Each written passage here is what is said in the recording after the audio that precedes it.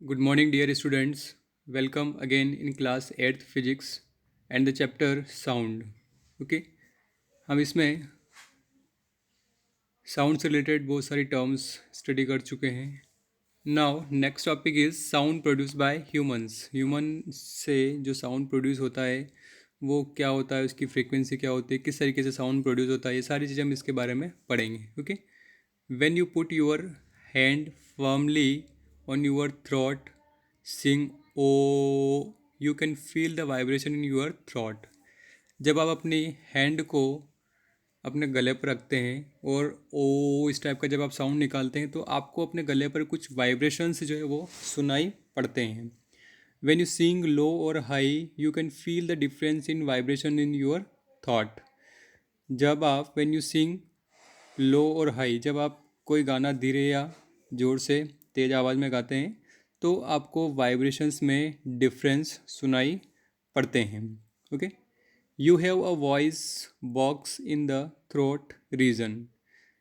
आपकी जो गला है, गले का जो पोर्शन है उसमें एक वॉइस बॉक्स होता है. The sound is produced by the voice box और लिरिक्स.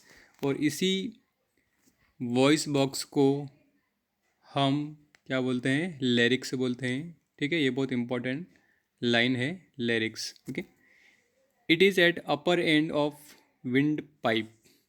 ठीक है, ये विंड पाइप के अपर एंड पर होता है. Two ligaments called vocal cords are stretch across the voice box और larynx in such a way that it leaves a narrow gap between them for the passage of air. ठीक है, क्या होता है, दो लिगामेंट्स होते हैं जिनको हम क्या बोलते हैं, वोकल कॉर्ड्स बोलते हैं. ठीक है, जो वॉइस बॉक्स या लिरिक्स के एक्रॉस में स्ट्रेच होता है. ये इस तरीके से होता है कि in such a way that it leaves a narrow gap between them for the passage of air. ठीक है, ये क्या करता है कि एक नैरो गैप जो है वो छोड़ता है जिसकी वजह से एयर का क्रॉस सर्कुलेशन इजीली हो जाए. ठीक है, ये आप देखिए इस तरीके से. ओके, ये यहाँ पर लिरिक्स या वॉइस बॉक्स है हमारे गले में. ठीक है, और ये वोकल कॉर्ड्स है, ये यहाँ पर, ये दोनों, ये वाला जो पोर्शन है ये क्या है, वोकल कॉर्ड्स है. ठीक है, now when the lungs when the lungs force air through the air narrow gap, जब लंग्स क्या करेंगे, एयर को फोर्स करेंगे उस नैरो गैप में, the vocal cords vibrate. Vocal cord क्या होगी, वाइब्रेट होगी, resulting in the production of sound. तो उससे क्या होगा, साउंड जो है वो प्रोड्यूस होगा. Muscles attach to the vocal cords can make the cord tight और लूज. जो मसल्स होंगे वो वोकल कॉर्ड्स को लूज या टाइट जो है वो करने का काम करती है. Okay, now when the vocal cords are tight and thin, जब वोकल कॉर्ड्स टाइट होगी और थीन होगी, the sound produce is of higher pitch और फ्रीक्वेंसी. तो जो साउंड प्रोड्यूस होगा वो कैसा होगा, हायर पिच का होगा या हाई फ्रीक्वेंसी का होगा. On the other hand when the cords are loose, जब जो कॉर्ड्स है वो क्या होगी, लूज होगी वोकल कॉर्ड्स, एंड थिक, मोटी होगी, the sound produce is lower pitch और फ्रीक्वेंसी. तो जो साउंड प्रोड्यूस होगी वो कैसा होगा, लोअर फ्रीक्वेंसी की होगी और लो फ्रीक्वेंसी की हम बोल सकते हैं. ओके, देखिए इस तरीके से डायग्राम में आप देखिए, वोकल कॉर्ड्स ओपन, ये विंड पाइप है. ठीक है, और ये वोकल कॉर्ड्स जो है वो बहुत पास पास में है इस तरीके से. The frequency of sound produce by human and children is higher than the frequency of produce by man because man have longer vocal cords than human and children. Okay, आपको ध्यान रखना है, human and children, women and children higher frequency की sound produce करते हैं as compare to the men, because men have longer vocal cords. ठीक है, ये लाइन इंपॉर्टेंट है. वुमन और चिल्ड्रन के कंपैरिजन में मेन की जो वोकल कॉर्ड्स है वो क्या होती है, ज़्यादा लंबी होती है.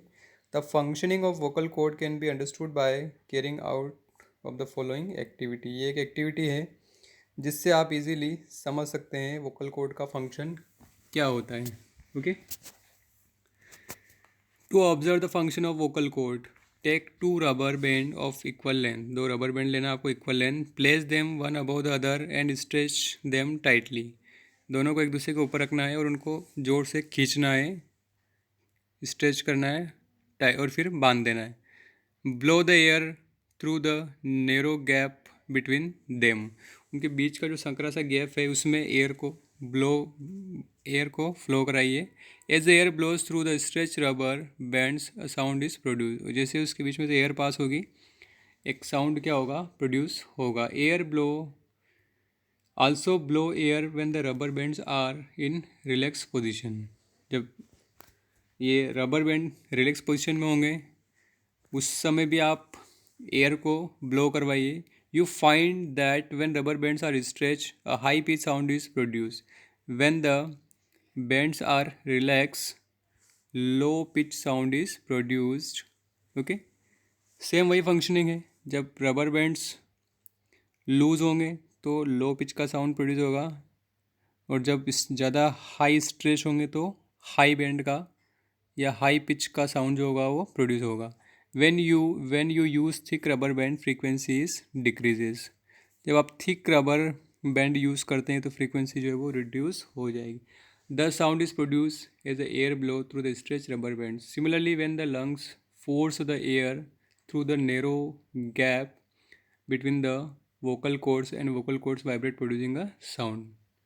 सिमिलरली यही प्रोसेस होती है लंग्स में, लंग्स जो है एयर को फोर्स करते हैं, जो नैरो गैप होता है किसके बीच में, वोकल कॉर्ड्स के बीच में, उसमें तो क्या होता है, द वोकल कॉर्ड्स वाइब्रेट होगी और साउंड जो होगा वो प्रोड्यूस होगा। ये मैकेनिज्म जो है वो होती है। Structure and working of human year, जो ह्यूमन ईयर होता है उसका स्ट्रक्चर एंड उसकी वर्किंग किस तरीके से होती है। You are able to hear sound from your surrounding through the necessary organ called year.